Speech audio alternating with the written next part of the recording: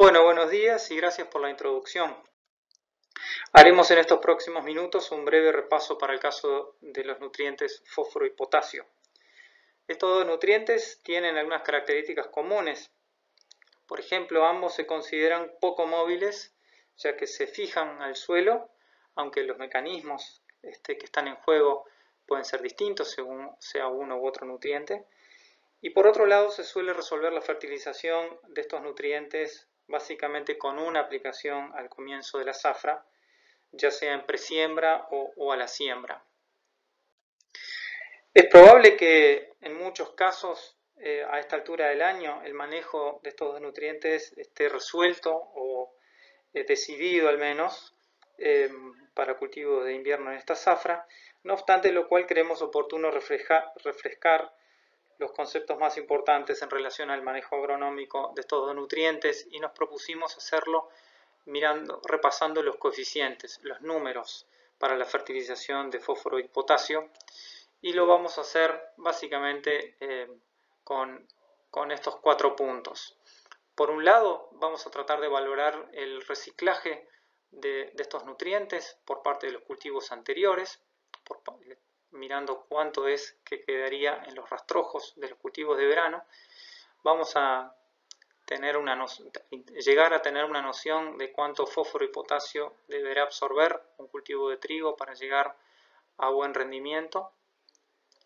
Y vamos a mirar luego los niveles críticos de fósforo y de potasio en el suelo, como para valorar la fertilidad actual del suelo a través del análisis en laboratorio de los mismos, y ver el equivalente fertilizante que se maneja para estos dos nutrientes que nos sirven para pautar la dosis de fertilizante que debemos aplicar para corregir una deficiencia. Por lo tanto, los flujos de fósforo y de potasio asociados a los cultivos de verano anteriores. ¿Cuánto es que remueven? Cuánto se removió con los cultivos anteriores y cuánto de estos nutrientes estaría en los rastrojos como para hacerse disponibles en los próximos cultivos de invierno. Y lo vamos a hacer entonces con dos ejemplos de manera bastante simple, asumiendo una soja que rindió 3.000 kilos por hectárea o un maíz que rindió 8.000 kilos por hectárea. Y vamos a mirar por un lado la remoción en grano, que es lo que ya el cultivo pudo absorber del suelo y llevarse, ser exportado en el grano. Y por otro lado vamos a estar mirando el reciclaje, cuánto es de fósforo y de potasio que está contenido en los rastrojos que dejaron estos cultivos y que podemos contar con ellos para el sistema, para los cultivos subsiguientes. En el caso del potasio, recordemos que el potasio en el rastrojo queda de manera soluble, de manera de que necesitamos nada más que se vayan acumulando las lluvias a lo largo de la estación de crecimiento como para que el potasio se lave al suelo y de esa forma se haga disponible para las plantas. En el caso del fósforo, en realidad tiene que ocurrir la gradual descomposición de los rastrojos como para ir haciéndose disponible, y eso entonces es a través del proceso de descomposición en donde intervienen la biomasa microbiana, etc. Pero no está mal ponerle un poco los números. Para el caso de la soja, ahora me detengo en lo que se devuelve a través de los residuos, es decir, en el segundo renglón, y vemos que de fósforo es menos de 10 kilos de fósforo y para el caso de potasio sería casi 50 kilos de potasio. Y en el caso de un maíz que rindió 8.000 kilos, ya es un poco más. En el caso del fósforo se estarían devolviendo no más de 20 kilos de fósforo a través del rastrojo y poco más de 140 kilos de potasio. Así que acá hay un contraste interesante entre un cultivo y otro, al cual vamos a volver en la próxima diapositiva. Estos 144 kilos de fósforo de potasio, perdón, que se devolverían a través de un maíz, contrastado con los 50 kilos de potasio que devolvería un cultivo de soja, asumiendo estos rendimientos, ¿verdad? Bueno, ¿y cuánto es que un cultivo de trigo va a estar necesitando acumular en su ciclo de cultivo para llegar a término, asumiendo 5.000 kilos de rendimiento? Y aquí ya no nos importa cómo es la partición entre granos y residuos, porque es esa la cantidad que el cultivo va a necesitar absorber en primer término para llegar a ese rendimiento. Y vemos que de fósforo estamos hablando casi de 60 kilos de fósforo y 114 kilos de potasio.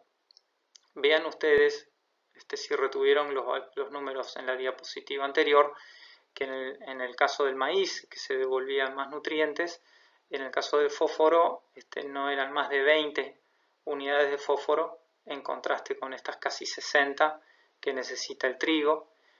Aunque en el caso del potasio ya pasa a ser interesante. Lo que aporta el maíz, que eran, recuerdan ustedes, más de 140 kilos, frente a lo que estaría necesitando el cultivo de trigo, eso hace que si ocurriese suficiente lavado de fósforo desde el rastrojo al suelo, en realidad el potasio que deja un rastrojo de maíz que rindió 8.000 kilos es suficiente para suplir las necesidades de potasio que va a tener el cultivo de trigo en la próxima zafra.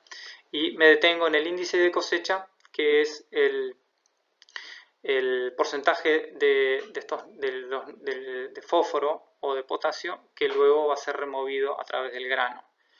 Esto es típico para los cereales, que el índice de cosecha de fósforo es relativamente alto y por lo tanto se devuelve poco a través del rastrojo, y para el potasio es inverso. El índice de cosecha de potasio es relativamente bajo, por eso en realidad se devuelve bastante a través del rastrojo, y por eso es que el maíz podría estar aportando una cantidad muy importante de potasio para el próximo cultivo. Y así también será con estos cultivos de invierno luego de la cosecha, si mantenemos los rastrojos en el campo. Con respecto a los umbrales de análisis de suelo, aquí los tenemos desplegados para el fósforo y el potasio. Estos son los valores que se han generado en nuestras condiciones, y recogiendo un poco la variabilidad de suelos que tenemos sobre todo en nuestro litoral. Para el caso de fósforo manejamos un rango de 12 a 16 partes por millón del análisis de Bray, y para el caso de potasio manejamos un umbral o nivel crítico de 0,34 miliequivalentes cada 100 gramos de potasio intercambiable. Así que esto nos permite a nosotros ubicar, valorar la fertilidad actual de nuestros suelos. Si hacemos el análisis de suelo, lo mandamos a analizar por estos métodos, como para valorar cuál es el grado de eficiencia de alguno de estos nutrientes en caso de que lo hubiera. Y el equivalente fertilizante es lo que da cuenta de la relación entre justamente el fertilizante y el suelo.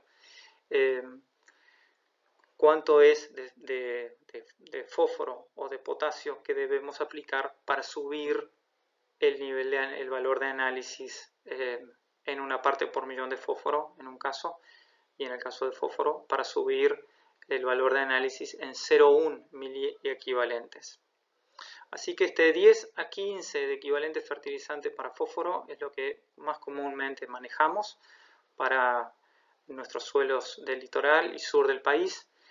Y el equivalente fertilizante de potasio, aquí tenemos el valor de 117, que sería el valor de equivalente fertilizante en un suelo que no fija potasio, o sea que es un valor teórico. Y este valor de 230 en realidad es un promedio reportado por Mónica Barbazán a partir de estudios que ha hecho ella en distintos suelos. respecto al equivalente fertilizante para fósforo, nada más repasar qué factores lo hacen variar. En primer lugar, la generalidad de que nuestros suelos tienen un bajo poder de retención de fósforo si lo comparamos con suelos que a nivel global son reconocidos como altamente fijadores, como por ejemplo los suelos de cenizas volcánicas o suelos tropicales muy meteorizados. De todas maneras, en nuestras condiciones también encontramos variabilidad debido al suelo, y las principales características que hacen modificar el equivalente fertilizante es el aluminio intercambiable, los hidróxidos de hierro o el contenido y el tipo de arcillas. En nuestras condiciones hemos determinado el equivalente fertilizante para distintos tipos de suelos y también se reportan en la literatura estudios similares en donde, por ejemplo, estudios del basamento cristalino ya estarían teniendo valores de equivalente fertilizante un poco más altos en promedio que los que veíamos del litoral, y nos ubicamos entre 15 y 20 aproximadamente. Y suelos bien pesados tipo vertisoles del basalto pueden tener también valores incluso un poco más altos que por encima de 20. Y por último, aspecto de manejo de la fertilización sobre la conveniencia de aplicarlo al boleo o al surco. Esto es un aspecto bien práctico de manejo que a veces es objeto de consultas y hoy existen máquinas que todavía pueden aplicar el fertilizante en el surco, lo cual para ciertos aspectos puede ser una ventaja, aunque no es necesariamente práctico. Y entonces nada más recordar estos dos conceptos principales o generalizaciones principales. Por un lado, la respuesta de los cultivos, se ha observado que básicamente no hay grandes diferencias entre una manera de aplicarlo u otra. Y eso, por supuesto, deben de haber excepciones, y una excepción sin duda debe ser suelos con fósforo muy bajos, en donde aplicamos dosis además bajas, y allí la aplicación al surco seguro que va a ser más eficiente. Pero en términos generales, en donde ya hay residualidad de las fertilizaciones anteriores, etc., no se espera grandes diferencias. Pero sí hay un aspecto relacionado al medio ambiente, que la fertilización al boleo sería una práctica no recomendable desde el punto de vista medioambiental, sobre todo si se acumulan años de manejo con fertilizaciones en cobertura y donde la devolución de los rastrojos también acumula altas cantidades de fósforo bien en la superficie, y por lo tanto luego la erosión o el escurrimiento puede hacer que una mayor cantidad de fósforo llegue a los cursos de agua, y eso entonces desde el punto de vista medioambiental no es positivo, y vemos que la aplicación al surco puede resultar en una ventaja. Bueno, con esto hemos repasado los principales aspectos que pensábamos que podían ser de interés para ustedes, para ubicar el manejo de estos dos nutrientes en el contexto de nuestra próxima zafra de cultivos de invierno. Muchas gracias.